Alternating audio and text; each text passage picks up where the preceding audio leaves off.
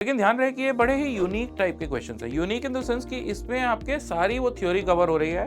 और नीचे आओ, अगर यहाँ इतने हिस्से को देखोगे तो 1 + 1 2 और इसके पैरेलल में 6 इंटू 2 अपॉन 6 + 2, 6 और 3 पैरेलल में कितना होगा? 6 इंटू 3 18 अपॉन 6 + 3 9, 18 अपॉन 9 क्या होगा? 2। हमने मीटर ब्रिज पढ़ा है, ठीक है।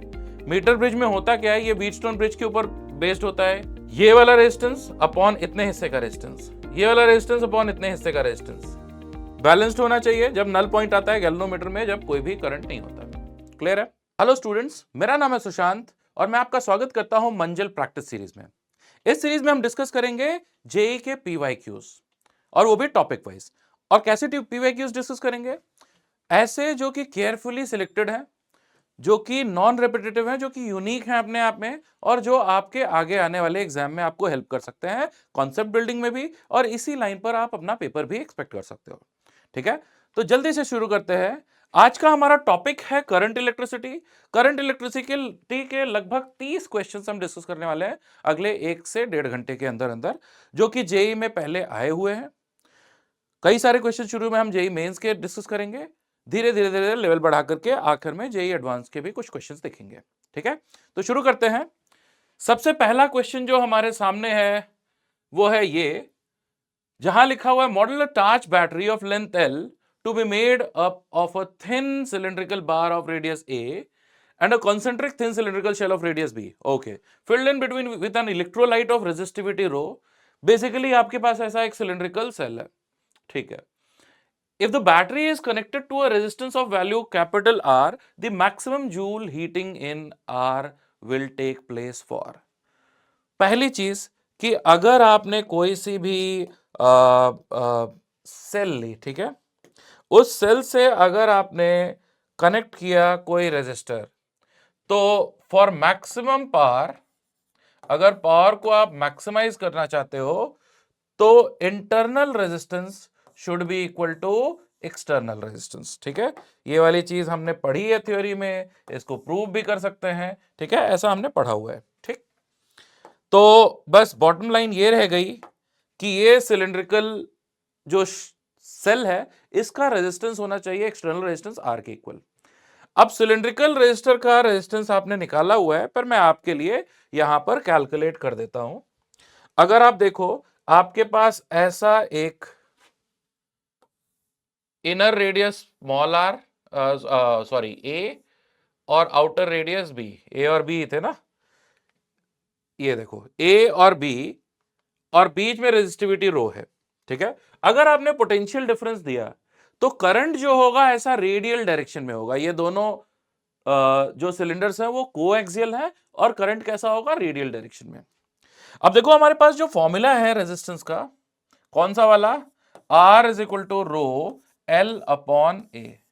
ये फॉर्मूला कब लग रहा था? जब आपके पास ये ए क्या होता था? करंट के फ्लो के परपेंडिकुलर वाला area, cross sectional area, right. L क्या होता था? लेंथ होता था। ठीक है, करंट की डायरेक्शन में होता था ये। अब अगर आप रेडियली आउटवर्ड डायरेक्शन में चलना शुरू करोगे करंट की डायरेक्शन में, तो आपको रियलाइज होगा कि जैसे जैसे आप बाहर आते जाओगे, ये कर्व्ड सरफेस एरिया तो चेंज होता चला जाएगा, है ना। तो मैं क्या करता हूं कि एक स्मॉल आर रेडियस का पतला सा डी थिकनेस का मैं सिलिंड्रिकल शेल, ऐसा एक मिनट, ये ऐसा एक सिलिंड्रिकल शेल सिलेक्ट कर लेता हूं। ठीक है, इसका रेडियस कितना? स्मॉल आर, थिकनेस कितनी? D R. देखो ऐसे बहुत सारे कोएक्सियल शेल्स लगे रहेंगे, उन सब का इक्विवेलेंट रेजिस्टेंस बेसिकली हमको निकालना है ना। तो अगर ये शेल जिसका कि रेडियस आर है और थिकनेस डी आर है, अगर इसका रेजिस्टेंस मैं लिखना चाहता हूं डी आर, तो वो होगा रेजिस्टिविटी रो मल्टीप्लाइड बाय, देखो करंट की डायरेक्शन में ये लेंथ कितनी है? डी आर, अपॉन इसका एरिया, कर्व्ड सरफेस एरिया, जो कि हो जाएगा 2 pi R circumference multiplied by length, length ऐसा बोर्ड के बाहर एल, राइट। ऐसे जितने भी शेल्स हैं उन सब के रेजिस्टेंसेस को हमको ऐड करना है सीरीज में। इसका मतलब सिंपली मैं इसमें इंटीग्रेशन परफॉर्म कर सकता हूं। इंटीग्रेशन क्या होता है, बहुत सारे छोटे छोटे इन्फिनिटेसिमल एलिमेंट्स का सम ही तो होता है ना। तो ये आ जाएगा हमारा rho upon 2πl integration of dr upon r की लोअर लिमिट हो जाएगी a और अपर लिमिट हो जाएगी b, inner shell and outer shell, ठीक है। और फिर ये यहां से हमको रेजिस्टेंस मिल जाएगा रो upon 2πl natural log of dr upon r का इंटीग्रेशन होगा log r, natural log of b minus natural log of a, और ln b minus ln a क्या होता है, ln b बाय a। तो ये फाइनल रिजल्ट हमको मिल जाएगा रो upon 2πl natural log of b upon a। तो हमारे लिए ये हो जाएगा फाइनल आंसर। देखते हैं कौन सा ऑप्शन सही है। ऑप्शन सी, ऑप्शन सी सही लग रहा है इसके लिए, है ना। नेक्स्ट क्वेश्चन देखो, यहां लिखा हुआ है, आराम से देखते हैं इसको। यहां क्या लिखा हुआ है, in an experiment the resistance of a material is plotted as a function of temperature as shown in the figure, ठीक है। It is a straight line, one may conclude that. यहां पर देखो इस एक्सपेरिमेंट में वर्टिकल एक्सिस पर आपको क्या लिखा हुआ है, नेचुरल लॉग ऑफ आर, और हॉरिजॉन्टल एक्सिस पर क्या लिखा हुआ है, 1/t², ठीक है, सही है। ये ऐसी एक स्ट्रेट लाइन बनी। स्ट्रेट लाइन की इक्वेशन क्या होती है, y is equal to mx plus c, ये होती है स्ट्रेट लाइन की इक्वेशन, है ना। फर्दर यहां पर अगर इस लाइन को आप एक्सटेंड करोगे तो आपको दिखाई देगा कि वर्टिकल एक्सिस पर जो ये इंटरसेप्ट है, मतलब कि c, ये तो होना चाहिए पॉजिटिव। इस लाइन का अगर आप स्लोप देखोगे हॉरिजॉन्टल के साथ ये एंगल का टैन रेशियो, तो ये तो ऑब्ट्यूज एंगल है, तो स्लोप होना चाहिए negative. y axis, vertical axis जो थी उस पे था natural log of r as a function of t, और हॉरिजॉन्टल एक्सिस पर क्या था, 1/t²। तो अब हमको देखना है कि कौन सा वाला ऑप्शन हमको इस तरीके का लाइन फेच करके देगा। अब यहां देखो चारों ऑप्शंस में RT लिखे हुए हैं, हमको जो चाहिए था नेचुरल लॉग ऑफ RT। तो हम क्या करें कि चारों में ही लॉग लेकर के देखते हैं, और इस फॉर्म में इक्वेशन आनी चाहिए। तो अब आप थोड़ा सा केयरफुली ऑब्जर्व करोगे तो जो ऑप्शन सी और डी है, इन्हीं पे लॉग लेने पर 1/t² का कोएफिशिएंट माइनस सा कुछ आ रहा है, लेकिन यहां पर 1/t02 है, यहां 1/t²। है तो ऑप्शन डी में चलो लॉग लेते हैं।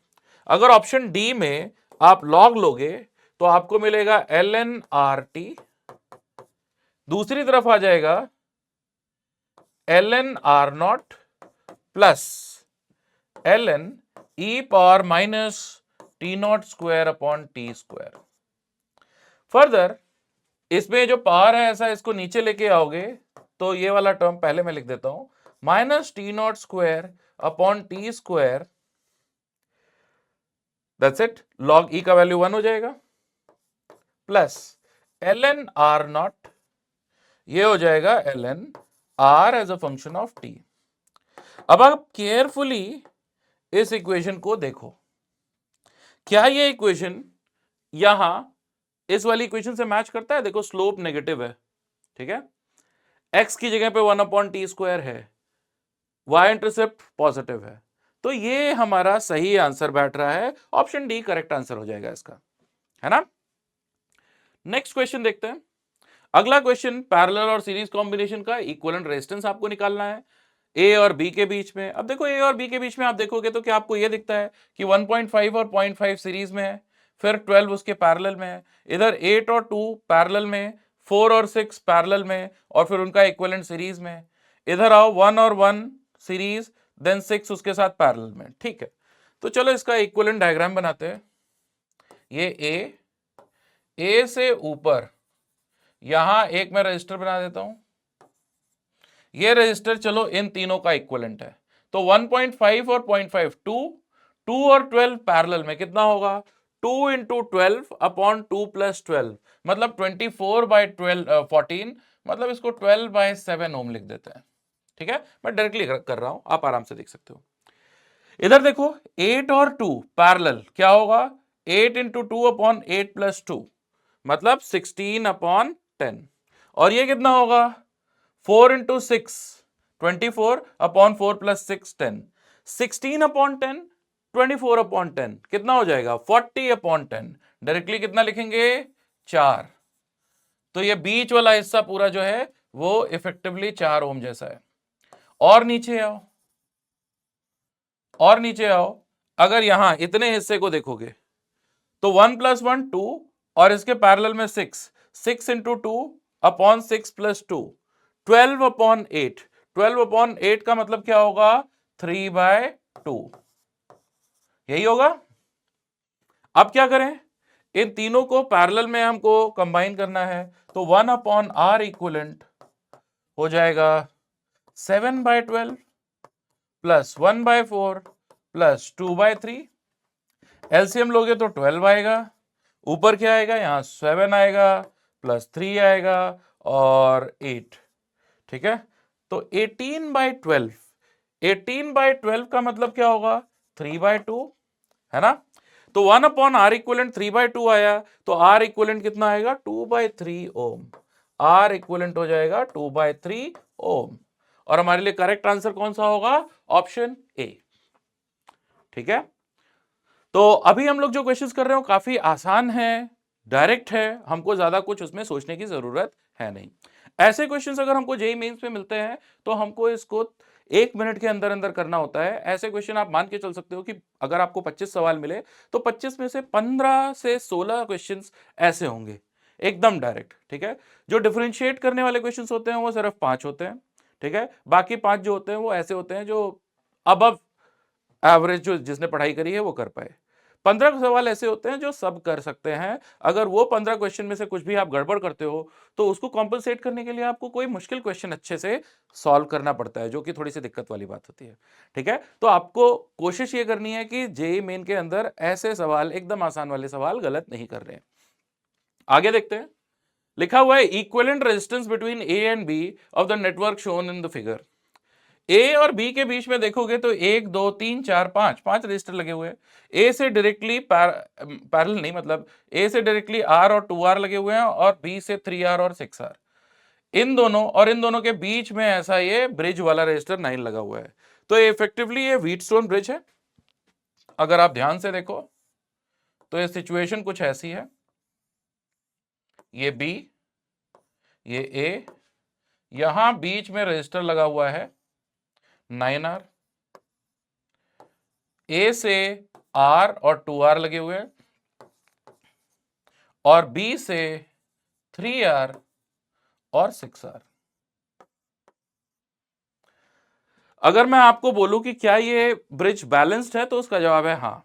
R अपॉन 2R हाफ होगा, 3R अपॉन 6R ये भी हाफ होगा। तो इसका मतलब ये 9R रजिस्टर, इसको हमको रखने की कोई जरूरत नहीं है, ये हम सीधे सीधे हटा सकते हैं इक्विवेलेंट कैलकुलेट करने के लिए, इसको हटा सकते हैं। अगर इसे हटा दिया हमने तो R और 3R सीरीज में आ जाएंगे 4R, और 6R और 8R सीरीज में आ जाएंगे, 6R एंड 2R सीरीज में आ जाएंगे, कितना हो जाएगा 8R, ठीक है।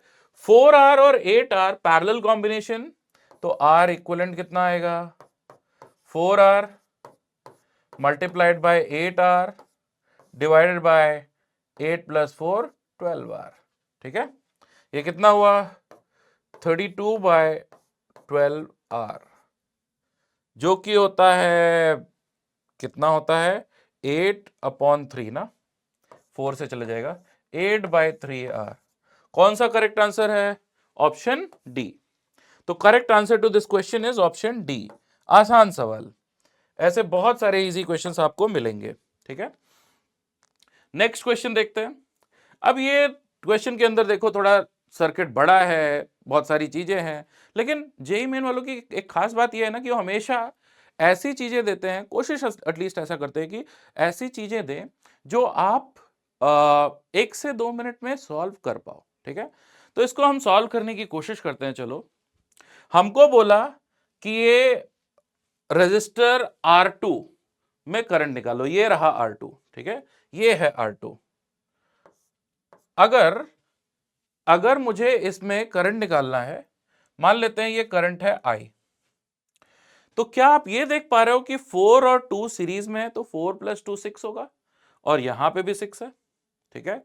तो अगर इधर से करंट I गया तो इधर से करंट कितना जाएगा, I ही जाएगा, और इसलिए इस आर्म में करंट कितना जाएगा, 2I। इतना ठीक है। खैर आगे बात करते हैं। ओवरऑल अगर इक्विवेलेंट रेजिस्टेंस निकालना है हमको तो काफी आसान है। कैसे आसान है, देखो ये दोनों सीरीज में 6 और इसके पैरेलल में 6, 6 और 6 पैरेलल में कितना हो जाएगा, 3। देन 3 और 3 सीरीज कितना हो जाएगा, 6, ठीक है। 6 और 3 फिर से पैरेलल, 6 और 3 पैरेलल में कितना होगा, 6 × 3 18 अपॉन 6 + 3 9, 18 अपॉन 9 क्या होगा, 2। तो डी और ए के बीच में ओवरऑल रेजिस्टेंस कितना हुआ, 2, ठीक है। डी और ए के बीच में ओवरऑल रेजिस्टेंस हुआ 2। अब ये पूरा का पूरा 2 इस 2 के साथ सीरीज में जुड़ा हुआ है, ठीक है। ओरली इसको सॉल्व करेंगे तो 2 + 2 कितना हुआ, 4, और 4 आई एम सॉरी, ये हाँ ठीक है, 2 + 2 4, और 4 4 के साथ पैरेलल में कितना हो जाएगा, 2। तो आर इक्विवेलेंट अगर हम देखें, आर इक्विवेलेंट तो ये होगा 2 ओम। आराम से आप सॉल्व करके देख लेना, 2 आता है। और इसलिए यहां से करंट जो निकला आई नॉट का वैल्यू कितना हो जाएगा, 8/2 मतलब 4 एम्पेयर, ठीक है। आई नॉट का वैल्यू हो जाएगा 8/2 मतलब 4 एम्पेयर। ऑल राइट,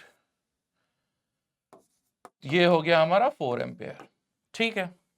अब ये 4 एम्पेयर यहां पे आया आई नॉट, तो ये बेसिकली कितना हुआ, 4 एम्पेयर।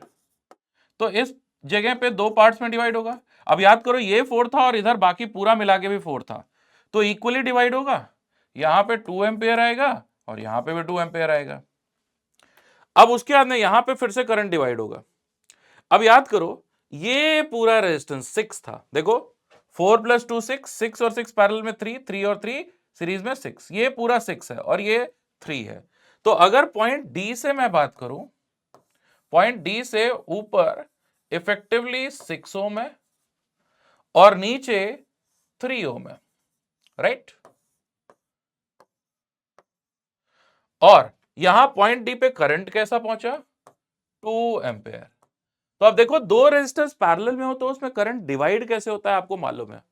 अगर मेरे को 6 एम्पेयर वाले इस आर्म में करंट निकालना है, ये वाली आर्म में करंट, ठीक है, तो ये करंट जिसकी वैल्यू एक्चुअली हमने 2I लिखी भी थी, जहां हम I कैलकुलेट करना चाहते हैं, तो मैं बोल सकता हूं कि देखो ये वाला करंट 2I निकालना है, तो ये करंट 2 मल्टीप्लाइड बाय इधर वाला रेजिस्टेंस 3 डिवाइडेड बाय 6 + 3, ये कितना हो जाएगा, 2/3 एम्पेयर होगा क्या। और इसलिए ये वाली आर्म में इसका आधा करंट I कितना जाएगा, 1/3 एम्पेयर, 1/3 एम्पेयर। आई होप ये बात आपको समझ में आ रही होगी, क्लियर होगी। आराम से इसको सॉल्व करके देखना। Correct answer to this question is 1/3 ampere, है ना। Next question, current I1 in ampere flowing through 1 ohm resistor in the following circuit is. बहुत आसान सवाल। आप ये वाली आर्म देखो, ये वाली आर्म, इस आर्म में इक्विवेलेंट रेजिस्टेंस कितना हुआ, इक्विवेलेंट रेजिस्टेंस हुआ 1 और 1 पैरेलल में 0.5 और फिर 2 सीरीज में, तो 2.5 ओम रेजिस्टेंस हुआ। ये ऊपर वाली आर्म, इसका नाम रख देता हूं मैं ए बी। तो ए बी आर्म का रेजिस्टेंस कितना हुआ, 2.5, और ए बी आर्म में पोटेंशियल डिफरेंस कितना है, 1, ठीक है। तो इस आर्म में जो करंट जाएगा I, वो हो जाएगा 1/2.5 मतलब 0.4 एम्पेयर। अब इस आर्म में 0.4 एम्पेयर करंट घुसा, तो ये पैरेलल में आपको लगता है इक्वली डिवाइड होगा, क्योंकि 1 ओम इक्वल है ना। और इसलिए I1 का वैल्यू हो जाएगा I/2 मतलब 0.2 एम्पेयर। करेक्ट आंसर कौन सा होगा, ऑप्शन सी, ठीक है। नेक्स्ट क्वेश्चन देखते हैं। यहां लिखा हुआ है wire of resistor R is bent to form a square A B C D, ठीक है। Effective resistance between E and C is. अब देखो इस पूरे वायर का रेजिस्टेंस R है, तो अगर मैं आपको एक साइड का रेजिस्टेंस पूछूं तो कितना होगा, R/4। ये वाले साइड का भी रेजिस्टेंस कितना होगा, R/4, लेंथ के प्रोपोर्शनल ना। ये वाले साइड का रेजिस्टेंस होगा R/4। डी से ई तक का रेजिस्टेंस आधा साइड ये R/4 का भी हाफ R/8, और ई से सी तक ये हो जाएगा R/8। अब देखो अगर ई से सी तक के बीच में देखोगे आप, तो एक तो डायरेक्टली ये रेजिस्टर जुड़ा हुआ है R/8, और इसके पैरेलल में ये पूरा हिस्सा इसके पैरेलल में जुड़ा हुआ है, इसके पैरेलल में, ठीक है। कितना है ये, R/4 R/4 R/4 और R/8 को ऐड कर दो, ठीक है। तो 3R/4 plus R/8, 6R/8 plus R/8, ये मेरे ख्याल से हो जाएगा 7R/8 ऐसा। वैसे भी R रेजिस्टेंस का वायर, उसमें से R/8 निकाल दिया तो बाकी रेजिस्टेंस कितना बचेगा, R माइनस R/8, मतलब 7R/8, 7R/8, और ये लगा है पैरेलल में। तो इक्विवेलेंट क्या होगा, R equivalent should be equal to 7R/8 multiplied by R/8 divided by total resistance 7R/8 plus R/8, मतलब कि R कितना आ जाएगा, ये होगा मेरे ख्याल से 7/64 R, है ना, 7/64 R। कौन सा आंसर है, option B is the correct answer. Option B correct answer है इस क्वेश्चन का, ध्यान से देख लो, कोई दिक्कत की बात नहीं इसमें, ठीक है। कब क्वेश्चन आया था ये, 9 अप्रैल 2019 शिफ्ट 1, ठीक है। तो ये बस जब कोविड का ऑनसेट था उस वक्त की बात है, ठीक है। एक्चुअली कोविड का ऑनसेट नहीं था, 2020 में कोविड आया था ना हमारे देश में, तो 2020 में आया था, तो ये प्री कोविड टाइम का क्वेश्चन है। नेक्स्ट क्वेश्चन, अगले सवाल में लिखा हुआ है an electric bulb of 500 watt at 100 volt, ठीक है, is used in a circuit having a 200 volt supply. Calculate the resistance R to be connected in series with the bulb so that the power delivered by the bulb is 500 watt. अब देखो कभी भी किसी भी bulb का आपको power rating मिलता है ना, तो साथ के साथ ये भी लिखा हुआ होता है कि वो पावर जो डिलीवर करने वाला है वो कितने वोल्टेज पर करने वाला है, क्योंकि बल्ब का तो अपना कुछ रेजिस्टेंस होगा। अब आजकल तो एलईडी आ गया, पहले फिलामेंट बल्ब थे, उनका अपना कुछ रेजिस्टेंस होता था। अब वही रेजिस्टेंस अलग अलग वोल्टेज पर अलग अलग पावर डिलीवर कर सकता है ना। तो हमको एक इलेक्ट्रिक बल्ब दिया, उसके लिए अगर मैं पावर लिखूं तो V² अपॉन उसका बल्ब का रेजिस्टेंस होगा, रेजिस्टेंस को मैं R0 बोल देता हूं, ठीक है। यहां से इस बल्ब का सबसे पहले जो रेजिस्टेंस निकालना है, पावर रेटिंग हम बदलेंगे तभी भी ये रेजिस्टेंस तो नहीं बदलेगा, वो हमको मिलेगा V² अपॉन P, वैल्यूज डालते हैं, 100 का स्क्वायर अपॉन 500, और ये 100/5 मतलब 20 ओम आ जाएगा, ठीक है। 20 ओम हमको रेजिस्टेंस मिल गया किसका, बल्ब का।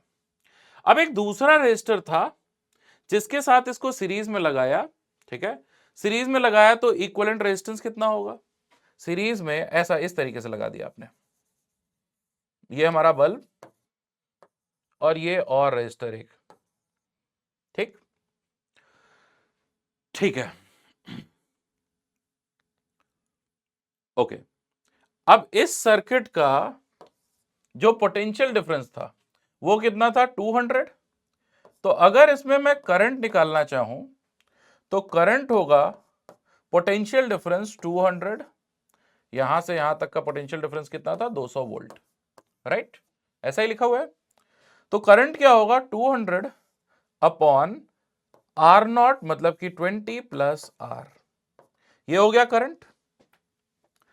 अगर मुझे किसी ने इस रेजिस्टर मतलब कि बल्ब में कितना पावर डेवलप हुआ ये अगर किसी ने पूछा तो मैं बोलूंगा अब नया पावर होगा I² मल्टीप्लाइड बाय R0, ठीक है, जो कि हो जाएगा 200 अपॉन 20 प्लस R का स्क्वायर मल्टीप्लाइड बाय 20, और इसकी वैल्यू हमको गिवन है, आप दे रखी है, कितनी दे रखी है, 500 वॉट। अब 500 वॉट का पावर डेवलप हो रहा है ये बल्ब के क्रॉस, ठीक है, ठीक है। तो देखो यहाँ पे 500 को 20 से डिवाइड करोगे तो 25 आएगा, ठीक है, ऐसा हो जाएगा ना। 200, चलो यहां लिख देता हूं, 200 अपॉन 20 प्लस आर का स्क्वायर, 500 अपॉन 20 मतलब 25, रूट ले लोगे तो 200 अपॉन 20 प्लस आर, ये हो जाएगा कितना 5 यहां पर जाएगा 40, 200 plus R is equal to 40, तो आर की वैल्यू 20 आ जाएगी, ठीक है। यहां से इसको सॉल्व करोगे तो आर का value 20 ohm, right, R is equal to 20 ohm, option A correct answer है, ठीक है। आराम से देख लो, इसको मैं यहां लिख देता हूं, ये हो गया 5 और यहां से R is equal to 20 ohm. All right बच्चों, आगे चलते हैं। अभी हम बहुत सिंपल सिंपल क्वेश्चंस डिस्कस कर रहे हैं, कुछ भी दिक्कत की बात नहीं है इन क्वेश्चंस में, लेकिन ध्यान रहे कि ये बड़े ही यूनिक टाइप के क्वेश्चंस हैं। यूनिक इन द सेंस कि इसमें आपके सारी वो थ्योरी कवर हो रही है, जिससे कि आपके आगे आने वाले मेंस एग्जाम में आप अच्छे से परफॉर्म कर पाओ, अगर सारे क्वेश्चंस आपने ध्यान से देखा, सॉल्व किया, इनके सॉल्यूशंस देख लिए तो, ठीक है। देखते हैं, अगला सवाल है, two equal resistances when connected in series to a battery consume electric power of 60 watt. If these resistances are now connected in parallel to the same battery, the electric power consumed will be. देखो, अगर series में connect किया, ठीक है, series में पहले equal resistance, तो पहले केस में आर इक्वलेंट हो जाएगा आर प्लस आर मतलब 2R, ठीक है। तो जो पावर आएगा पहला केस में वो आएगा V स्क्वायर अपॉन 2R, ठीक है, और ये वैल्यू कितनी गिवन है 60। दूसरे केस में R equivalent R into R upon R plus R मतलब R बाय 2, तो पावर P2 कितना आएगा V square upon R by 2 मतलब कि twice of V square upon R।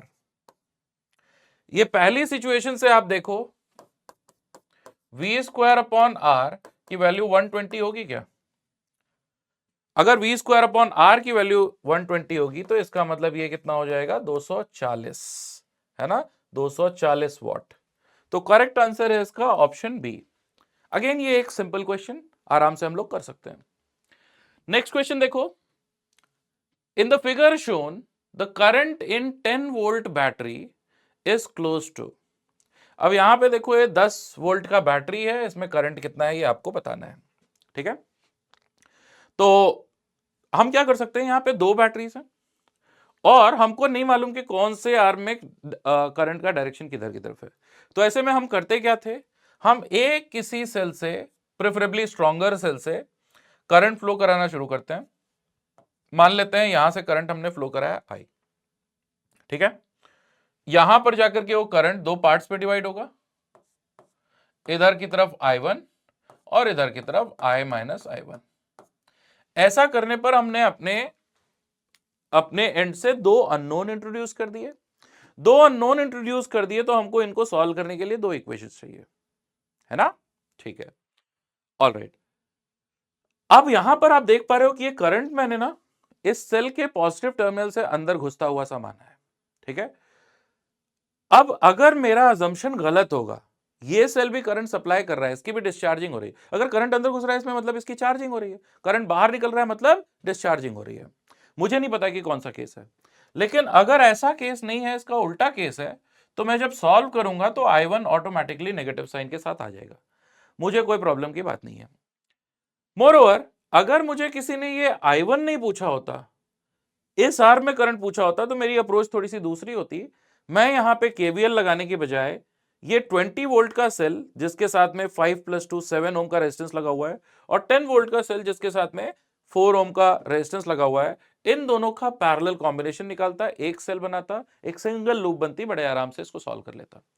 लेकिन वो केस नहीं है तो हमको थोड़ा सा इक्वेशंस तो सॉल्व करनी पड़ेगी। चलो इक्वेशंस लिखते हैं। अगर मैं इस वाली लूप में इक्वेशंस लिखूंगा केवीएल की, तो मैं यहां से देखो लिखना शुरू करता हूं। इधर से चलूंगा तो 20 negative terminal to positive terminal, यहां पर -5i यहां आऊंगा तो -10 I माइनस I1, और फिर यहां पर वापस से करंट I हो जाएगा -2I, ये हो जाएगा 0। एक और लूप में कौन सी ले लूं? चलो ये वाली ले लेता हूं, ऐसा इधर की तरफ।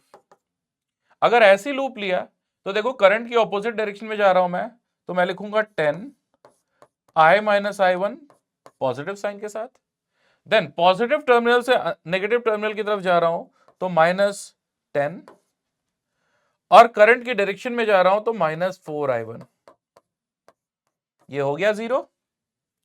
अब ये दो इक्वेशंस हैं और दो अननोन है I और I1, और इनको हम सॉल्व तो कर ही सकते हैं, और मैं चाहता हूं कि आप इनको सॉल्व करो। ठीक है, अगर इनको आप सॉल्व करोगे तो आपको समझ में आएगा कि ये जो I1 की वैल्यू आई ना वो 0.21 आएगी। I1 की वैल्यू कितनी आएगी? अप्रोक्सीमेटली इक्वल टू 0.21 एम्पेयर आ जाएगी, और पॉजिटिव साइन के साथ आएगी। पॉजिटिव साइन के साथ है, इसका मतलब हमारा अजम्पशन जो था सही था। एक्चुअली इस जो 10 वोल्ट का सेल है ना, उसकी चार्जिंग हो रही है, ये करंट सप्लाई नहीं कर रहा, उसके पॉजिटिव टर्मिनल से करंट अंदर जा रहा है, तो इसकी चार्जिंग हो रही है। ठीक है, तो करेक्ट आंसर इसके लिए होगा ये 0.21 ampere from positive to negative terminal. 10 volt का सेल को ये 20 वोल्ट वाला सेल चार्ज कर रहा है, वर्क ये वाला सेल कर रहा है। ठीक है, और जल्दी से मैं ये भी चाहता हूं कि इस क्वेश्चन के अंदर अंदर आप ये भी मुझे बता दो कि ये 10 वोल्ट के सेल के अक्रॉस अगर इसका, ओके ठीक है, बस ये बता देना मुझे कि जब चार्जिंग होती है तो टर्मिनल पोटेंशियल डिफरेंस और ईएमएफ में क्या रिलेशन होता है, और डिस्चार्जिंग में क्या रिलेशन होता है। ठीक है, ये कमेंट्स में बताना। आगे बात करते हैं। लिखा हुआ student is provided with a variable voltage source V, a test resistor RT is equal to 10 ohm, two identical galvanometers G1 and G2 and two additional resistors R1, बहुत बड़ा रेजिस्टेंस है, मेगा ओम की 10 into 10 power 6 Om, and R2 0.001 ohm. For conducting an experiment to verify Ohm's law, the most suitable circuit is. अब सबसे पहली चीज कि आप करंट मेजर करने के लिए गैल्वेनोमीटर सीरीज में लगाते हो, और उस गैल्वेनोमीटर के पैरेलल में एक बहुत कम वैल्यू का रेजिस्टेंस लगाते हो। ठीक है, गैल्वेनोमीटर सीरीज में लगाते हो, उसके पैरेलल में एक बहुत कम वैल्यू का रेजिस्टेंस लगाते हो, जिसको हम शंट बोलते थे, है ना। तो एमीटर अगर हम बात करें, एमीटर, चलो अगले पेज पे मैं बता देता हूं। फॉर एमीटर, ये देखो ऐसा गैल्वेनोमीटर होता है, इसके पैरेलल में एक शंट लगाते हो, shunt resistance very very small as compare to galvanometer resistance, और इसको आप ये पूरा का पूरा सेटअप सीरीज में लगा देते हो, क्योंकि सीरीज में करंट सेम रहता है। फॉर वोल्ट मीटर आप क्या करते हो, गैल्वेनोमीटर लेते हो और इसके साथ में एक बहुत बड़ा वैल्यू का रेजिस्टेंस लगा देते हो, और ये पूरा का पूरा सेटअप आप पैरेलल में कनेक्ट करते हो। ये R0 जो होता है वो बहुत बड़ा होता है। ठीक है, ऑल राइट। तो अब यहां देखो, ये देखो, ये है हमारे पास टेस्ट रेजिस्टर, इसके पैरेलल में हमने गैल्वेनोमीटर और उसके सीरीज में R1 लगाया, R1 की वैल्यू बहुत ज्यादा है। ठीक है, तो ये हमारा वोल्ट मीटर हो गया, और यहां सीरीज में दूसरा गैल्वेनोमीटर और उसके पैरेलल में यहां पे शंट लगा दिया R2, जिसकी वैल्यू बहुत कम है 0.001, तो ये है शंट। ये क्या करता है, गैल्वेनोमीटर का ओवरऑल रेजिस्टेंस को बहुत कम कर देता है, और इसलिए उसमें एरर नहीं आता, मतलब आता तो है ही लेकिन बहुत कम। ठीक है, तो इसी सेटअप में हमेशा याद रखना एमीटर सीरीज और volt meter parallel.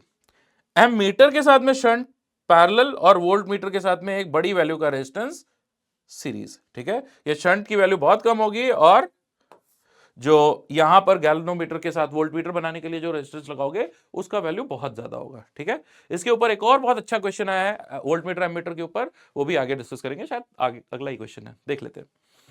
All right, ठीक है, तो ठीक है, ठीक है, आगे चलें। हाँ, अब देखो, 4 arms of a Wheatstone bridge have resistances as shown in the figure. A galvanometer of 15 ohm resistance is connected across BD.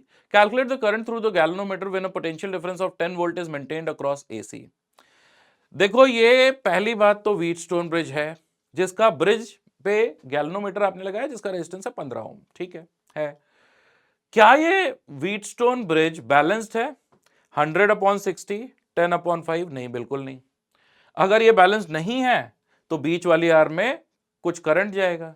बीच वाली आर्म में कुछ करंट अगर मुझे निकालना है तो current in galvanometer arm, current in galvanometer arm, जिसको मैं IG बोल सकता हूं, वो पॉइंट B का पोटेंशियल, पॉइंट D का पोटेंशियल का डिफरेंस अपॉन गैल्वेनोमीटर का रेजिस्टेंस, मतलब कि 15 हो जाएगा, है ना।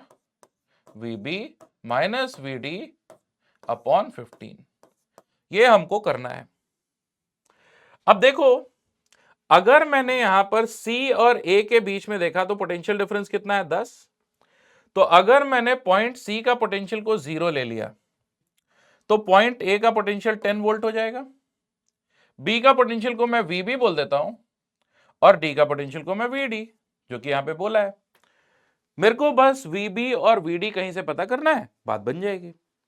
तो अब आप देखो, पहला लॉ KCL, किरचॉफ का पहला लॉ, किसी भी जंक्शन पे टोटल करंट कितना होता है 0, है ना। तो मैं अगर ऐसा अज्यूम करूं कि सारा का सारा करंट B पे आ ही रहा है, तो पॉइंट B पे देखो, इस वाली आर्म से देखो, या यहां से जा रहा है, कैसा भी आप ले सकते हो। अगर इस वाली आर्म में देखोगे तो करंट कितना आएगा, VB माइनस पॉइंट A का पोटेंशियल 10/100 प्लस इस वाली आर्म में कितना होगा, VB minus VD upon 15 plus इस वाली आर्म में कितना होगा, VB माइनस 0 अपॉन 10। ये 0 होना चाहिए। अब ध्यान दो, मैंने ये इक्वेशन जब लिखी तो मैंने ये अज्यूम कर लिया कि B से हर आर्म में करंट एक्चुअली बाहर की तरफ निकल रहा है। ऐसा केस नहीं रहा होगा, ठीक है। लेकिन मैं अपने हिसाब से आराम से हर आर्म में आउटगोइंग करंट मान सकता हूं। मैथ्स उसका ध्यान रख लेगा, सॉल्व करते वक्त वो फाइनल आंसर में वो आ जाएगा, कोई दिक्कत की बात नहीं। सिमिलरली अगर D पर मैं ऐसी ही नोडल एनालिसिस करूं, मैं बोलूं कि D से भी हर आर्म में जो करंट जा रहा होगा वो ओवरऑल 0 होगा, या ऐसा बोलो कि D तक हर तरफ से जो करंट आ रहा होगा उसका समेशन 0 होगा, तो मैं क्या लिख सकता हूं, मैं लिखूंगा VD माइनस A का पोटेंशियल 10 अपॉन ये वाला रेजिस्टेंस कितना है 60 plus VD minus C point का पोटेंशियल 0 अपॉन ये रेजिस्टेंस कितना है 5 प्लस इस आर्म में VD minus VB upon galvanometer resistance, जो कि कितना था 15 ही था ना, हाँ ठीक है, ये हो गया 0। अब क्या आप ये देख पा रहे हो कि आपके पास दो इक्वेशंस बन गई जिनमें दो अननोन है, VB और VD, है ना। ये दोनों अननोन आप सॉल्व कर सकते हो, और सॉल्व करके अगर आप वैल्यूज डालोगे, ठीक है, सॉल्व करके अगर आप वैल्यूज डालोगे तो ये आंसर आता है 4.7 मिली एम्पेयर। तो यहां से IG की वैल्यू सॉल्व करके कितनी आएगी, 4.7 नहीं 4.87 मिली एम्पेयर के आसपास आता है, ठीक है, ऑप्शन सी। अब ये मैं आपके सॉल्व करने के लिए छोड़ रहा हूं, ठीक है। थोड़ी सी ये कैलकुलेशन है, अगर आप एक्चुअल पेपर में इसको सॉल्व करने जाओ एग्जाम प्रेशर के अंदर, तो ये 4 से 5 मिनट का टाइम तो ले सकता है ना। तो ये वो क्वेश्चन है, जैसे इस ऐसे क्वेश्चंस को ना मैं जेई मेन के हिसाब से डिफिकल्ट क्वेश्चन में कैटेगराइज कर सकता हूं। उसकी दो वजह है, आपने अगर थोड़ी सी भी प्रिपरेशन ढंग से करी है तो ये आपको क्वेश्चन बहुत टेम्पटिंग लगेगा, क्योंकि आपको लगता है कि केवीएल या केसीएल ही तो लगाना है, या दो चार और ट्रिक मैंने जो सीखी है, नोडल एनालिसिस, ये वो कुछ कुछ करके कर देंगे। लेकिन जब करने जाओ किसी भी मेथड से करो, इवन इफ आप ऐसे नहीं करो, करंट्स की वैल्यूज लिखो, केवीएल केसीएल लगाओ, आप देखोगे इक्वेशंस तो आएंगे, और इक्वेशंस आई तो उनको सॉल्व करना पड़ेगा तो उसमें समय लगेगा। कितना समय लगेगा, 4 से 5 मिनट। कोई सा भी क्वेश्चन अगर मुझे जेई मेन में 5 मिनट सॉल्व करने के लिए लगता है तो मैं उसको डिफिकल्ट क्वेश्चंस की कैटेगरी में डाल देता हूं। तो एक कॉन्सेप्चुअली डिफिकल्ट नहीं है, ये डिफिकल्ट कैसे है, क्योंकि जेई मेन के अंदर ये टाइम ले लेगा। अगर यही क्वेश्चन मुझे एडवांस्ड में किसी ने पूछा होता तो मैं आसान क्वेश्चन बोलता, क्योंकि एडवांस्ड में मेरे पास टाइम रहता है क्वेश्चन अटेम्प्ट करने के लिए, ठीक है। और अगर आप देखो तो कॉन्सेप्चुअली ये बहुत डेंस क्वेश्चन नहीं है। अगर आप सीरियस एस्पिरेंट हो, आपने थोड़ी पढ़ाई करी है, तो आप इसको आराम से अटेम्प्ट कर सकते हो, खुशी खुशी इसको सक्सेसफुली सॉल्व कर सकते हो, ठीक है। खैर आगे चलते हैं। अब देखो ये बड़ा ही शानदार क्वेश्चन है। इस क्वेश्चन के अंदर लिखा हुआ है a moving coil galvanometer having resistance G produces full scale deflection when a current IG flows through it। ठीक है। The galvanometer can be converted into an ammeter of range 0 to I0 by connecting a shunt of resistance RA to it। ठीक है। तो अब इसको मैं अलग page पे सॉल्व कर देता हूं। पहला केस हमको क्या बोला कि हमारे पास एक गैल्वेनोमीटर था। ओहो कहां पहुंच गए हम। हाँ, हमारे पास एक गैल्वेनोमीटर था, ऐसा इसका गैल्वेनोमीटर रेजिस्टेंस था।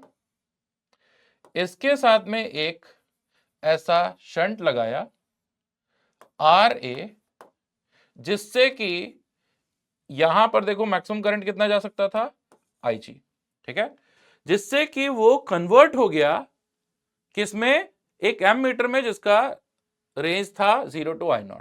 मतलब जब I0 करंट भेजोगे तो यहां पे फुल स्केल डिफ्लेक्शन आएगा IG, और उस केस में ये एमीटर का जो शंट है RA, इसमें जो करंट जाएगा वो कितना जाएगा, यहां से केवीएल लगाओगे केसीएल, तो I0 माइनस IG। आपको मालूम है कि पैरेलल में पोटेंशियल डिफरेंस सेम होना चाहिए, तो आप कह सकते हो I0 minus IG multiplied by RA, ये हो जाएगा G मल्टीप्लाइड बाय IG, और यहां से RA, ये जो शंट लगाया आपने, इसका वैल्यू हो जाएगा G IG upon I0 minus IG। चलो इसको हम लोग याद रख लेते हैं, ये हमारे लिए पहली काम की चीज हो गई। देखो आइडिया क्या है कि हमेशा क्वेश्चन में करना क्या है, इसका पता आपको ऑप्शन से चलता है। यहां देखो हर एक ऑप्शन में RA और RV का प्रोडक्ट और RV और RA और RV का रेशियो आपको पूछा है, तो हमको बेसिकली RA और RV पता करना है। वो पता कर लिया तो बात बन जाएगी, है ना। अब दूसरे केस में क्या कह रहे हैं कि this galvanometer can be converted into voltmeter of range 0 to V volt by connecting a series resistance RV to it. अब दूसरा केस देखते हैं। अगर ये ऐसा गैल्वेनोमीटर है, ठीक है, जिसका रेजिस्टेंस G, इसके सीरीज में RV डाल दिया, ठीक है, तो अब देखो इस आर्म में मैक्सिमम करंट कितना जा सकता है, IG जा सकता है, और यहां पॉइंट P और पॉइंट Q के बीच में जो पोटेंशियल डिफरेंस आएगा वो कितना हो जाएगा, IG multiplied by G plus RV, और ये कितना है, जो वोल्टेज यहां पे डेवलप होगा जिसकी वैल्यू हमको कितनी दे रखी है, G इंटू I0, ठीक है, G इंटू I0, ठीक है। तो यहां से चलो RV कैलकुलेट करते हैं। RV हो जाएगा G I0 upon IG minus G, जो कि इफेक्टिवली हो जाएगा G I0 minus IG upon IG। All right, ये हो गया RV। चलो RV और RA मिल गया। अब हमको इसका पहली बात तो प्रोडक्ट निकालना था, तो RA और RV इन दोनों को मल्टीप्लाई करते हैं। चलो RA और RV का प्रोडक्ट तो काफी ठीक सा लग रहा है। देखो G और G तो मल्टीप्लाई होगा और बाकी सब कुछ तो कैंसिल हो रहा है, आराम से देख लो। IG यहां न्यूमरेटर में है या डिनोमिनेटर में है, I0 माइनस IG यहां डिनोमिनेटर में है या न्यूमरेटर में है, तो ले दे करके हमको ये मिल जाएगा RA RV का वैल्यू। RA by RV, RV by RA चाहिए था, RA बाय RV, हाँ RA by RV, RA by RV करते हैं, RA बाय RV, तो मैं लिखूंगा G IG upon I0 minus IG, right, और इधर डिवाइड करूंगा G I0 minus IG upon IG।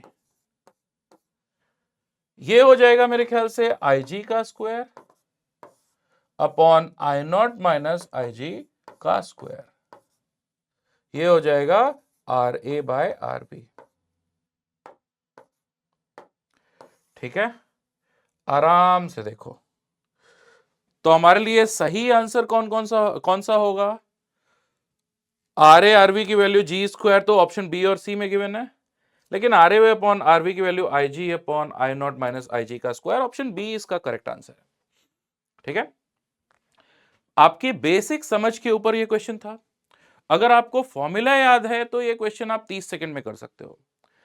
तो मेरा अपना एक्सपीरियंस ये है कि जेई मेन की अगर हम बात करें, ठीक है, अभी तो आप जेई मेन के लिए पहला सेशन देने वाले हो, ठीक है, तो जेई मेन पे अगर आप देखोगे तो अगर आपको फॉर्मूले याद हैं, सिर्फ इससे आप बहुत सारे स्टूडेंट से बढ़त ले सकते हो।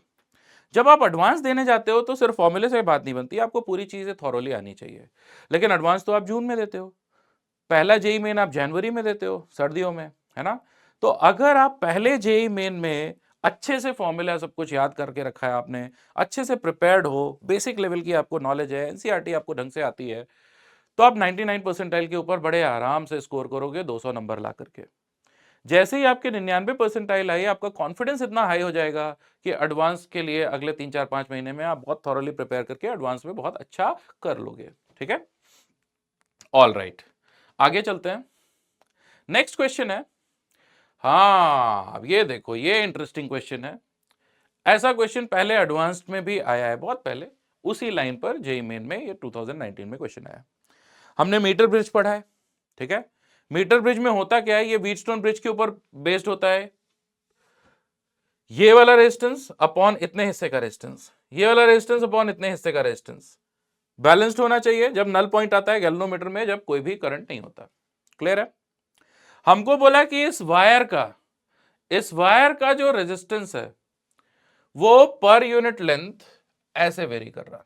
ठीक है, तो क्या मैं dr is equal to some constant multiplied by ये रूट L जो डिनोमीटर में है उसको L पावर -1/2 लिख देता हूं ऊपर लाके, और मल्टीप्लाइड बाय dl, ऐसा लिख सकता हूं। अगर मैं A से P तक का रेजिस्टेंस निकालना चाहता हूं तो इसको इंटीग्रेट करूंगा। ठीक है, resistance from A to P, ये मैं लिखूंगा K L पावर -1/2 dl, और ये इंटीग्रेशन में लिमिट क्या डालूंगा, 0 टू L, 0 टू L। ठीक है, क्लियर है। देखते हैं इसमें ये लिमिट में ये L पावर -1/2 इंटीग्रेशन क्या होगा, L पावर 1/2 अपॉन 1/2, तो ये क्या 2K L पावर 1/2 मतलब रूट L, लिमिट डाल के यही आ जाएगा क्या, ठीक है, 2K रूट L। अगर रेजिस्टेंस हमको निकालना है P से B तक का, तो मैं फिर से यही इंटीग्रेशन करूंगा, L पावर -1/2 dl, लेकिन इस बार पॉइंट P पे L की वैल्यू थी L और B पे थी 1। ठीक है, तो ये हो जाएगा मेरे ख्याल से 2K रूट ऑफ 1 कितना हो जाता है, 1 minus root L, 1 minus root L। मैंने डायरेक्टली लिख दिया है, लिमिट डाल के आराम से देख लेना। ठीक है, अब देखो R डैश इस स्लॉट में, R डैश इस स्लॉट में, ये दोनों इक्वल है, तो क्या AP और PB, ये AB नहीं है, AP है, AP, राइट, AP, तो रेजिस्टेंस AP और PB ये दोनों इक्वल होने चाहिए क्या, इसका मतलब 2K root L is equal to 2K 1 minus root L, 2K और 2K चला गया, 2 root L is equal to 1, 2 root L 1 आया, L की वैल्यू 1/2 का स्क्वायर, मतलब कि L की वैल्यू कितनी हो गई, 1/4 मीटर। मीटर ब्रिज में लेंथ मीटर में होती है, ठीक है, 1/4 मीटर का मतलब क्या है, 0.25 मीटर, है ना। तो ये अच्छा क्वेश्चन था, इस क्वेश्चन को मैं अच्छा क्वेश्चन बोल सकता हूं जेईई मेन के हिसाब से, ये नॉर्मल स्टूडेंट्स को थोड़ा नर्वस कर सकता है कि क्रॉस सेक्शनल एरिया चेंज हो रहा है तो हम क्या करें, ये वो ना। ठीक है, आगे चलते हैं। अब देखो यहां पर क्या लिखा हुआ है वापस से, Wheatstone bridge. Resistance P and Q are approximately equal. Exactly equal नहीं है, अप्रोक्सीमेटली इक्वल है। ठीक है, when R is equal to 400 ohm the bridge is balanced. On interchanging P and Q, value of R for balance is 405, the value of X is। ठीक है, तो शुरू शुरू में यहां पे 400 ओम का रेजिस्टेंस था, तो मैं क्या ऐसा बोल सकता हूं कि P बाय Q इज इक्वल टू, पहले जो ये वैल्यू है 400 अपॉन X। अब X को इधर ला दिए, ठीक है, और यहां पे 400 की जगह आपको क्या लगाना पड़ा, 405। तो अगली सिचुएशन में यहां पर x ला दिए और यहां पर कितना कर दिया आपने, 405।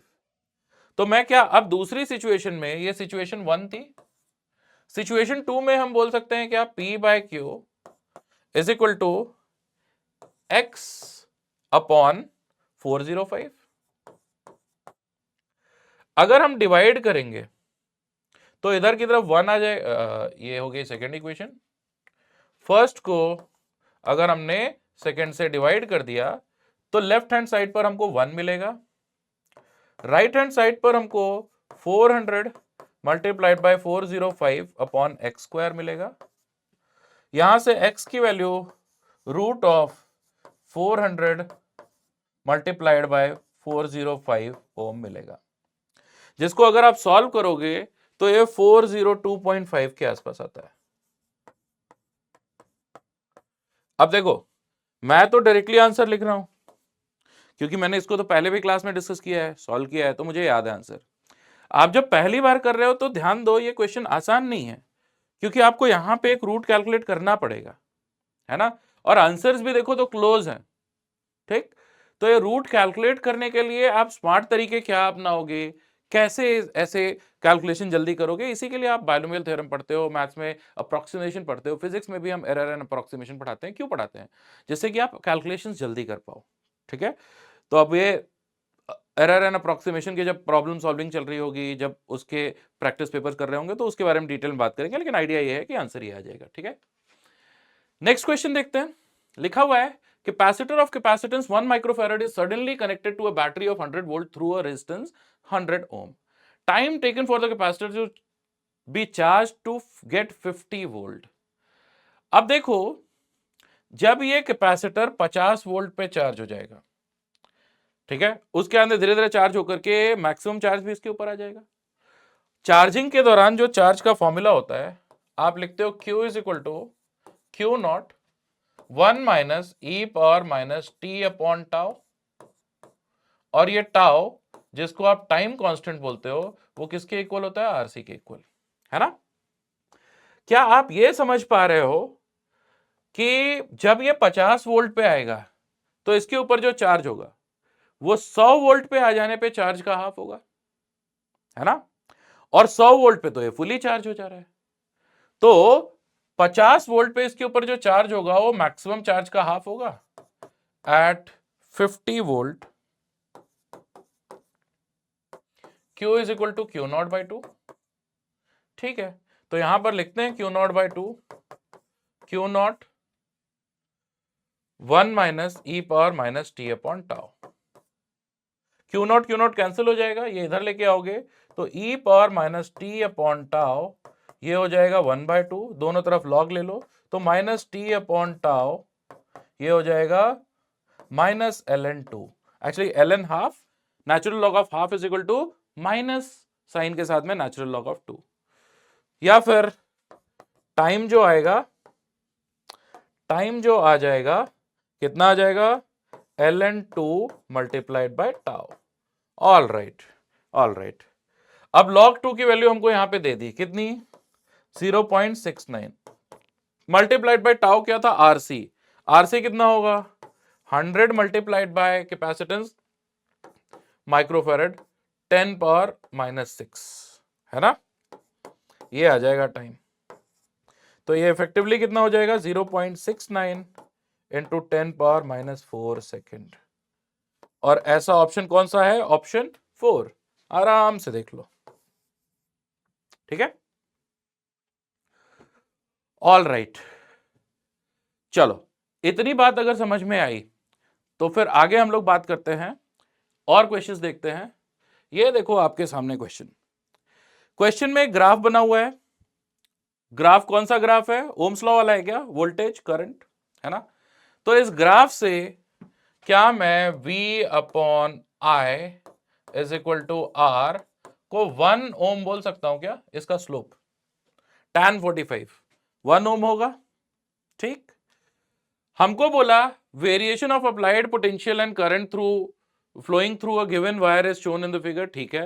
Length of the wire is 31.4 centimeter. Diameter of the wire is measured as 2.4 centimeter. Resistivity of the given wire is measured as x into 10 power minus 3 ohm centimeter.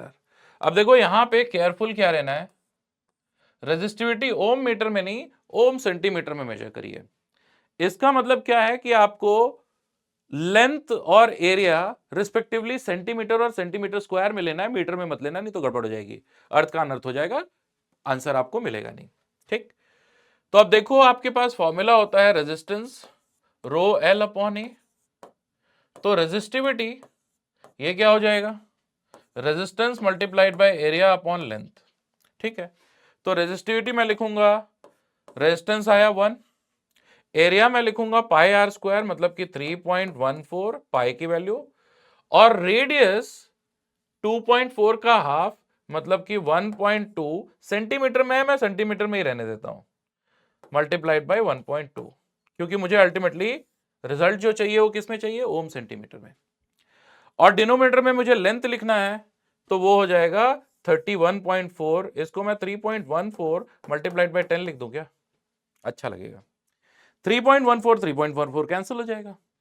इधर देखो ये 12 इंटू 12 इंटू 10 पावर माइनस 2 होगा। 12 into 12 कितना होगा? 144। यहां 10 power minus 2 और नीचे से 10 आया तो 10 पावर माइनस 3। यूनिट क्या हो जाएगी? ओम सेंटीमीटर। लेंथ हमने सारी सेंटीमीटर में ली थी तो फाइनल आंसर में भी लेंथ किस में आएगा? सेंटीमीटर में। तो करेक्ट आंसर होगा इसके लिए 144 इंटू 10 पावर माइनस 3 ओम सेंटीमीटर। इसका मतलब यहां पे हम डाल देंगे 144। नेक्स्ट क्वेश्चन देखते हैं। Current density in a cylindrical wire of radius 4 is 4 into 10 power 6 ampere per meter square. Current through the outer portion of the wire between radial distance r by 2 and r is. अब देखो हमको क्या है कि एक wire है, उसका अगर हम क्रॉस सेक्शन की बात करें तो ये आउटर सेक्शन हुआ और ये हुआ इनर सेक्शन, बीच में आ जाओ, हाँ। और ये जो शेडेड रीजन है इसमें हमको करंट निकालना है। तो आप देखो अगर ये r बाय 2 है और ये अगर r है तो जो शेडेड रीजन है उसका एरिया तो आप निकाल ही सकते हो, कोई प्रॉब्लम की बात नहीं है, ठीक है। आप बोलोगे जो एरिया होगा वो हो जाएगा pi R square minus r by 2 का स्क्वायर मतलब r स्क्वायर बाय 4। तो ये हो जाएगा 3/4 pi R square. All right, ये हुआ एरिया। अब अगर इससे करंट निकालना है तो बस इसको करंट डेंसिटी से J से मल्टीप्लाई कर देंगे। तो फाइनल आंसर हो जाएगा हमारे लिए 3/4 pi R square multiplied by J, ठीक है। वैल्यूज डालते हैं। 3/4 लिखा हमने, पाई की वैल्यू मैं नहीं डालूंगा क्योंकि यहां पे देखो एम्पेयर के साथ में पाई मल्टीप्लाइड है, तो पाई की वैल्यू मुझे नहीं डालनी। रेडियस कितना है? 4 मिलीमीटर है, तो इसको क्या मैं 4 इंटू 10 पावर माइनस 3 मीटर लिख सकता हूं। बच्चों जो यूनिट्स है ना बहुत इंपॉर्टेंट है। यहां पे देखो एम्पेयर पर मीटर स्क्वायर है तो हमको एरिया भी मीटर स्क्वायर में ही रिपोर्ट करना पड़ेगा। अगर यहां मिलीमीटर स्क्वायर होता तो कैंसिल करने के लिए मिलीमीटर स्क्वायर, ठीक है। तो यूनिट्स बहुत ध्यान से देखना। तो 4 इंटू 10 पावर माइनस 3 और एक और बार 4 इंटू 10 पावर माइनस 3, क्लियर है। और उसके बाद में करंट डेंसिटी लिख देते हैं। करंट डेंसिटी कितना था? 4 इंटू 10 पावर 6। यूनिट सारी हमारी सॉर्टेड है। अब सबसे पहले पावर्स देखते हैं। 10 पावर 6 और 10 power 3 minus 3, 10 power minus 3, power तो गया। और एक 4 भी कैंसिल हो गया, तो 4 इंटू 4 16 मल्टीप्लाइड बाय 3 कितना हो गया, 48 हो गया क्या? हाँ, एक पाई भी मल्टीप्लाइड रहेगा, तो 48 पाई एम्पेयर आ गया। तो हमको यहां पर डालना क्या पड़ेगा, वैल्यू 48। ठीक है, तो करेक्ट आंसर है इसका 48। ऑल राइट, ऑल राइट, आगे चलें, आगे देखते हैं अगला क्वेश्चन। इसमें देखते हैं, resistance in figure are 1 ohm each, value of current I is A by 5। ठीक है, ठीक, the value of A is, orally solve करते हैं, चलो इसको। ये वाला रेजिस्टेंस है 1, ये है 1, पैरेलल में कितना होगा 1/2, 1/2 1 के साथ सीरीज में जुड़ा, तो ये तीनों मिलकर के कितना हो जाएगा 1/2 प्लस 1 3/2 होगा। ठीक है, ये 3/2, ये पूरा का पूरा भी ऐसा ही 3/2 होगा। ये दोनों जब पैरेलल में जुड़े तो कितना हो जाएगा 3/4, 3/4 वापस 1 के साथ मिलके गया, तो ये पूरा का पूरा है, ओरली सॉल्व करेंगे बच्चों। 3/4 प्लस 1 कितना हो जाएगा 7/4 होगा क्या, ये हो गया 7/4। ठीक है, इसी तरीके से 7/4 हुआ ना, एक मिनट, 3/2, ये हुआ 1/2, 1/2 प्लस सीरीज में 1, तो ये हो गया कितना 3/2, 3/2 और 3/2 पैरेलल में कितना हो गया 3/4, 3/4 और 1 7/4। ठीक है, और ये भी 7/4 पैरेलल में, तो ये इफेक्टिवली कितना हो गया 7/8 हो गया। अब अगर 7/8 हो गया तो नहीं नहीं नहीं नहीं, गड़बड़ हो रहा है, गड़बड़ हो रहा है, गड़बड़ हो रहा है, एक मिनट एक मिनट एक मिनट एक मिनट, ज्यादा ओरली सॉल्व करने के चक्कर में गड़बड़ हो रही है। ठीक है, देखते हैं आराम से, क्या बोला, all resistances are in figure are 1 ohm, value of current I, यहां से करंट जो है वो हमको निकालना है कितना है। ठीक है, तो हाँ ठीक तो है, ये हुआ 1 और 1 हाफ। ठीक है, 1/2 प्लस 1 कितना हो गया 3/2, ये पूरा 3/2 एंड देन 3/2 3/4, 3/4 प्लस 1 कितना हो गया 3/4 प्लस 1 हो गया 7, 3/4 प्लस 1 कितना हो गया 7/4, 7/4 और फिर ये पूरा 7/4 कितना हो गया 7/8, और 7/8 1 के साथ ऐड होगा तो 15/8, ये पूरा इक्विवेलेंट जो आया आर इक्विवेलेंट वो आ गया 15/8 ओम। आराम से देख लो आप, ये दोनों पैरेलल में, मैं लिख देता हूं आपके लिए, आप इसको सॉल्व भी कर सकते हो, 15/8 आएगा, है ना, ये वाली वैल्यू 1/2, 1/2 इसके साथ में सीरीज में कनेक्ट होगा, तो ये पूरा 1/2 प्लस 1, 1/2 प्लस 1 3/2, 3/2, देन ये 3/2 और 3/2 ये पूरा 3/4, और 3/4 1 के साथ में ऐड हो जाएगा तो 7/4, देन 7/4 और 7/4 पैरेलल में 7/8, ऑल राइट 15/8 सही है।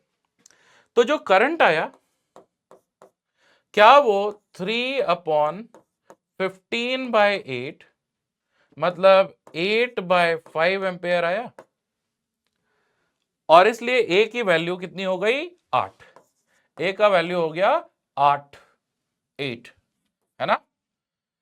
ठीक है, तो सिंपल क्वेश्चन है, लेकिन इसको केयरफुली करना पड़ेगा, थोड़ा सा भी आप गड़बड़ किए कंफ्यूज हुए मेरी तरह सोचने लग गए कि सही जा रहा है कि नहीं तो गड़बड़ जाएगी। ठीक है, ऑल राइट, तो केयरफुली उसको टाइम देकर के करना है। लिखा हुआ है ratio of equivalent resistances, resistance of the network between the points A and B when switch is open and switch is closed is x/8 value of x। देखो जब स्विच ओपन है, ठीक है, तो जो इक्विवेलेंट रेजिस्टेंस आएगा R1, पहला case में जब स्विच ओपन है, तो R प्लस 2R सीरीज में कितना 3R, 2R plus R series में कितना 3R, पैरेलल में 3R और 3R डायरेक्टली हम कितना लिख सकते हैं 3R/2। ठीक है, दूसरे केस में देखते हैं। दूसरे केस में जब आपने स्विच क्लोज कर दिया तो ये दोनों पैरेलल, ये दोनों भी पैरेलल एंड देन सीरीज। अब देखो R और 2R पैरेलल में कितना हो जाएगा, R into 2R upon R plus 2R मतलब कि 2R/3, ये भी 2R/3 होगा, ऐड करोगे तो ये कितना हो जाएगा 4R/3। ठीक है, तो अगर R1 अपॉन R2 आप कैलकुलेट करोगे, R1 अपॉन R2 तो वो हो जाएगा 3/2 और नीचे आ जाएगा 4/3, है ना, 9/8। तो हमको बोला x/8, तो इसका मतलब x की वैल्यू कितनी, 9, x की वैल्यू कितनी है 9। ठीक है, नेक्स्ट क्वेश्चन देखते हैं। First set of n equal resistors of 10 ohm are connected in series. All right, ठीक है, सीरीज में कनेक्ट कर दिया। Battery of EMF 20 volt and the internal resistance is 10 ohm. Current I is observed to flow. Then n resistors are connected in parallel to the same battery. It is observed that the current is increased 20 times. Then the value of n is, देखो पहली situation में ये ऐसा cell है, ठीक है, इसका EMF है 20 वोल्ट और इसके साथ में इंटरनल रेजिस्टेंस लगा हुआ है 10 ओम का। n रेजिस्टर्स को अगर आपने सीरीज में लगा दिया तो क्या ये 10 टाइम्स n का हो जाएगा इक्विवेलेंट। दूसरी सिचुएशन देखते हैं, यही सेल 20 वोल्ट और इसका इंटरनल रेजिस्टेंस 10 ओम। n रेजिस्टर्स को एक्सटर्नली आपने 10 ओम के n रेजिस्टर्स को पैरेलल में लगा दिया, तो क्या इक्विवेलेंट 10/n हो जाएगा। ऑब्वियसली बाहर रेजिस्टेंस कम हो गया तो करंट बढ़ जाएगा। पहले केस में जो करंट आया अगर वो I है तो मैं बोल सकता हूं कि I हो जाएगा 20/10n प्लस 10 या फिर 2/n प्लस 1। ठीक है, 10 से डिवाइड कर दिया। ठीक है, दूसरे केस में करंट I डैश अगर मैं देखूं तो आ जाएगा 20/10/n प्लस 10 जो कि इफेक्टिवली हो जाएगा 2/, यहां पे 10 कॉमन ले लेंगे तो 1 प्लस n और ये n ऊपर आ जाएगा। ठीक है, और ऐसा बोल रहे हैं कि ये करंट पहले का करंट का 20 टाइम्स है। ठीक है, तो पहले ये वाला करंट था तो 20 टाइम्स I का मतलब कि 2/n प्लस 1, n प्लस 1 तो कैंसिल हो गया, 2n की वैल्यू मिल गई हमको 40, तो यहां से n का वैल्यू कितना मिला 20, आपने 20 सेल्स लगाए थे। ठीक है, तो n का वैल्यू 20। आगे चलते हैं, नेक्स्ट क्वेश्चन देखो। In the given figure switch S1 and S2, आप देख पा रहे हो कि पैरेलल और सीरीज कॉम्बिनेशन के बहुत क्वेश्चंस आए हैं, एकदम डायरेक्ट क्वेश्चन, ये सब 10वीं में आप पढ़ते थे, है ना, तो इनमें आपको कुछ बहुत ज्यादा दिमाग लगाने की जरूरत नहीं पड़ती, काफी आसान सवाल है। क्वेश्चन क्या है, in the given figure switch S1 and S2 are in open condition. ठीक है, resistance across AB when switches S1 and S2 are closed is, इसको क्लोज कर दिया, क्लोज कर दिया तो 12 और 6 पैरेलल, 4 और 4 पैरेलल, 6 और 12 पैरेलल। 12 और 6 पैरेलल में कितना होगा, 12 इंटू 6 72 अपॉन 12 प्लस 8 18, 72 अपॉन 18 कितना होता है बच्चों, 72 अपॉन 18 आई थिंक होता है 4 ओम। 4 और 4 पैरेलल में इफेक्टिवली कितना हो जाएगा 2 ओम और 6 और 12 वापस से कितना 4 ओम, तो 4 2 और 4 यही आपके पास सीरीज में A और B के बीच में लगे हुए हैं, जो कि आप देख ही पा रहे हो कितना हो जाएगा 10 ओम। तो करेक्ट आंसर इसका कितना है 10 ओम। ठीक है, नेक्स्ट क्वेश्चन है, a resistor dissipates 192 joule of energy in 1 second when a current of 4 ampere is passed. Now when the current is doubled, the amount of thermal energy dissipated in 5 seconds is. अब देखो जो joules heating effect में H लिखते थे आप I²RT, यहां पर आप देखो आपने क्या किया कि करंट को डबल कर दिया। ठीक है, तो यहां पे 2I का स्क्वायर आएगा R, और टाइम 1 सेकंड की जगह 5 सेकंड कर दिया तो टाइम को 5 टाइम्स कर दिया, तो ये क्या 20 टाइम्स I²RT मतलब कि 20 टाइम्स इनिशियली जो हीट एनर्जी निकली थी उसकी होगा। तो ये हो जाएगा 20 इंटू 192, ठीक है। कितना आ जाएगा? 0 4 8 3 3840, है ना, 3840 जूल एच डैश का वैल्यू होगा। ऑल राइट, नेक्स्ट क्वेश्चन देखते हैं। ठीक है, यहां पर हमको इस एंड पर पोटेंशियल बोला 0 और ये दूसरे एंड पर पोटेंशियल हमको बताना है। इस क्वेश्चन को करने के बहुत सारे तरीके हैं, पर एक बड़ा सिंपल सा मेथड, ये तीनों मिलकर के एक इफेक्टिव सेल जैसा बन जाएगा, ठीक है। अगर वो इफेक्टिव सेल का इक्विवेलेंट ईएमएफ निकालना है मुझे, ई इक्विवेलेंट, तो वो हो जाएगा 2/1 प्लस 4, आई मीन तीनों के रेजिस्टेंसेस, इंटरनल रेजिस्टेंसेस सेम है ना, तो मैं इसको ऐसे कर सकता हूं ना, 2/R plus 4/R plus 6/R divided by 1/R plus 1/R plus 1/R।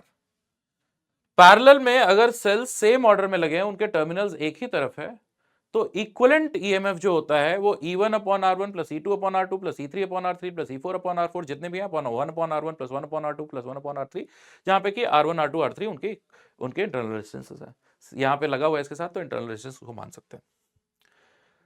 अगर देखोगे तो 4 2 6 और 6 12/R/3/R, ये 12/3 मतलब 4 वोल्ट आया क्या? अगर ये तीनों मिलकर के इफेक्टिवली 4 वोल्ट बना रहे हैं, ये यहां पर 0 वोल्ट है पोटेंशियल, तो यहां पे V नॉट कितना होना पड़ेगा? 4 वोल्ट होना पड़ेगा, ठीक है। तो इसका आंसर क्या हो जाएगा? 4, ठीक है। इसका करेक्ट आंसर होगा 4। इसको और भी कई तरीके से आप कर सकते हो, ठीक है, ठीक है, ठीक, आराम से देख लो, ठीक है। आगे चले, अब देखो यहां लिखा हुआ है in the balanced condition values of resistances of 4 arms of a Wheatstone bridge are as shown in the figure, ठीक है। अब ये जेईई एडवांस्ड का क्वेश्चन है 2020। Resistance R3 has temperature coefficient 0.004। If the temperature of R3 is increased by 100 degrees the voltage developed between S and T will be. इसका temperature आपने 100 degree बढ़ाया, तो R3 डैश का होगा क्या? R3 डैश का वैल्यू क्या हो जाएगा? 300 1 प्लस अल्फा, अल्फा कितना है? 0.00, चलो नए पेज पे ही कर लेते हैं, नेक्स्ट पेज पे करते हैं आराम से। मैं कह रहा हूं कि R3 डैश, आप बोलोगे R3 1 plus alpha delta T, right. R3 था 300 शुरू में, 1 प्लस अल्फा था 0.0004 मल्टीप्लाइड बाय टेम्परेचर में राइज कितना था? 100। तो आई थिंक ये हो जाएगा 300 मल्टीप्लाइड बाय 1.04 R3 डैश, तो 104 का 3 गुना 312, ये हो जाएगा 312 ओम। ऑल राइट, ये तो हुआ R3 डैश, ठीक है। अब यहां पर ध्यान से देखो, आपके पास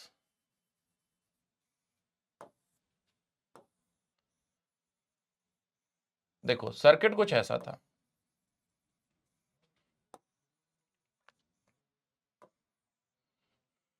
यहां हुआ 312 ओम, ठीक है, R3 की वैल्यू। उसके अंदर यहां पे था 60 ओम, और क्या क्या थी वैल्यूज? 100 एंड 500, 100 ओम एंड 500 ओम, ठीक है। ये था 50 वोल्ट और ऑलराइट 50 वोल्ट, और पॉइंट्स के नाम क्या थे? SPT, ठीक है, SPT। हमको बोला कि वोल्टेज जो S और T के बीच में डेवलप होगा वो बताओ। तो अब आप देखो, ये सेल जो है कुछ करंट इधर की तरफ प्रोवाइड करेगा और कुछ करंट इधर की तरफ, है ना। अगर मैं आपको बोलूं कि बेटा I1 का वैल्यू निकालो, तो क्या I1 की वैल्यू 50 अपॉन ये दोनों सीरीज में 312 प्लस 60, 312 प्लस 60 मतलब 50 अपॉन 372 आएगा।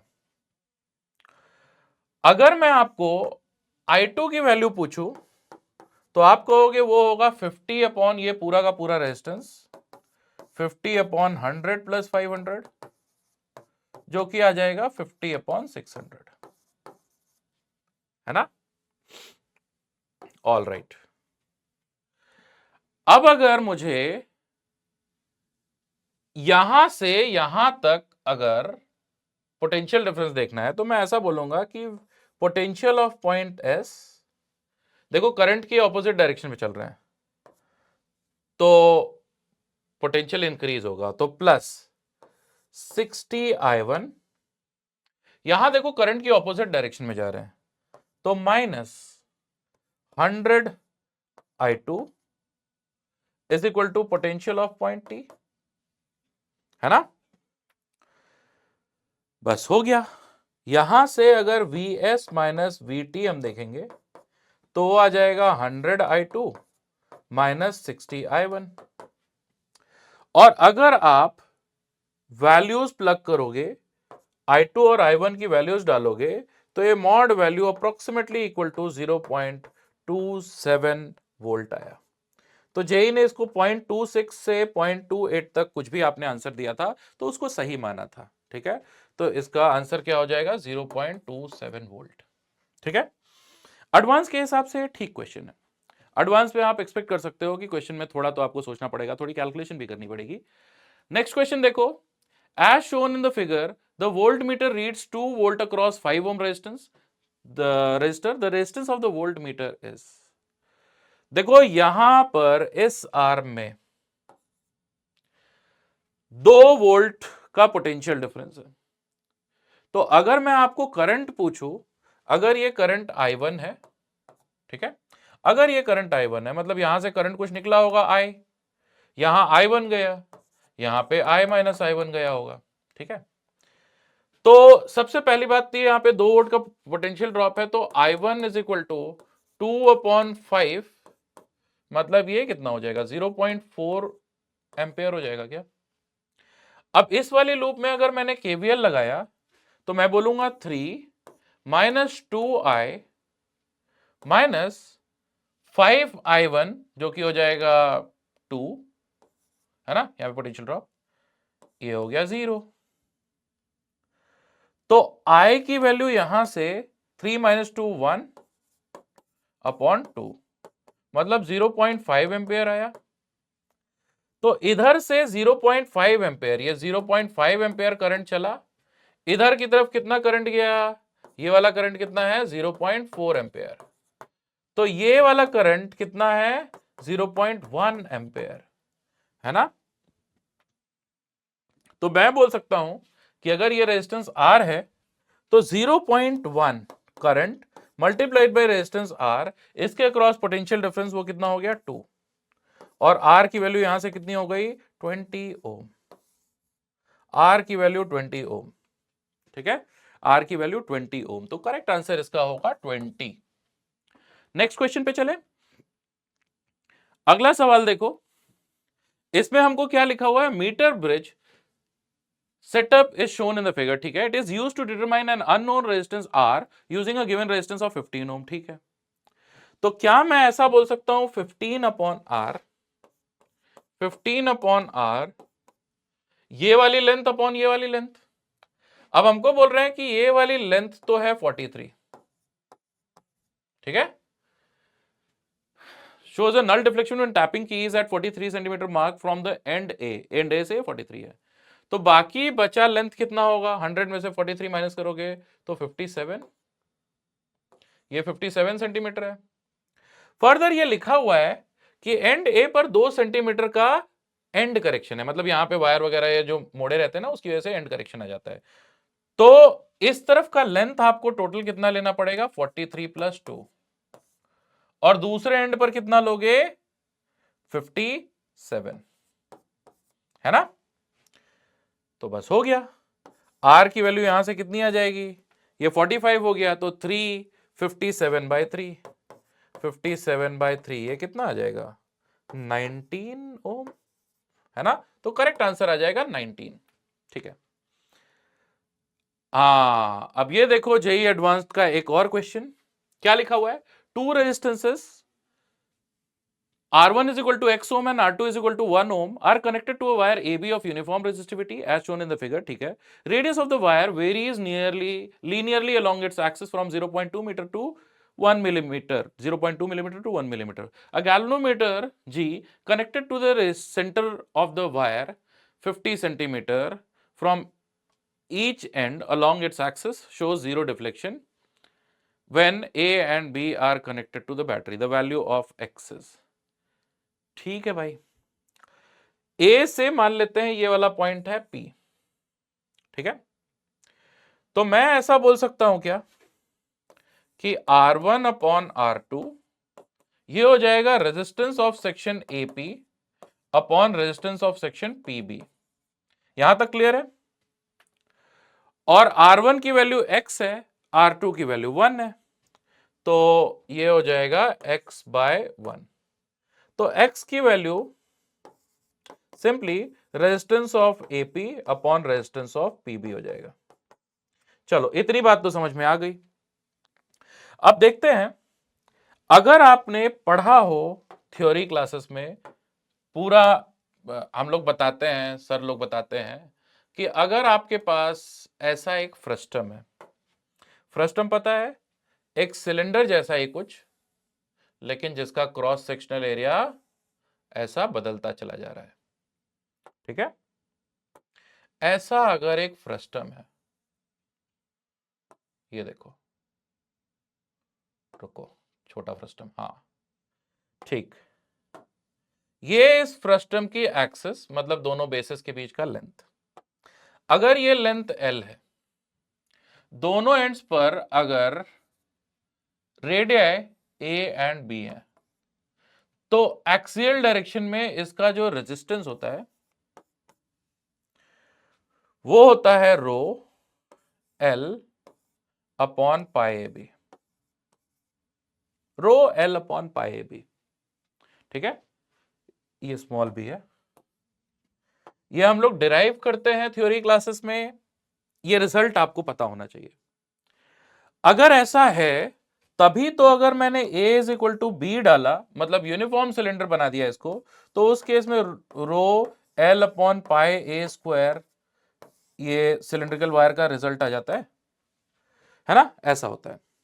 खैर, हमारे केस में जो फ्रस्टम गिवन था, हमारे केस में जो फ्रस्टम गिवन था वो ऐसा ही था। चलो एक नया फ्रस्टम बनाते हैं। हमारे केस में इस तरीके से ऐसा फ्रस्टम था, ठीक है, और उसको एग्जैक्टली दो पार्ट्स में, दो इक्वल पार्ट्स में हमने डिवाइड कर दिया था। ये एक एंड हुआ, ये दूसरा एंड हुआ। ठीक है, अब था क्या कि एक एंड पर जो रेडियस था वो कितना था 0.2 mm, दूसरे एंड पर रेडियस जो था वो 1 mm था। तो क्या आपको लगता है कि मिड पॉइंट पे जो रेडियस होगा इन दोनों का अर्थमेटिक मीन मतलब कि 1 प्लस 0.2/2 मतलब 0.6 mm होगा? ये पॉइंट था ए, ये था पी, ये था बी। क्लियर है? ऐसा ही तो था ना।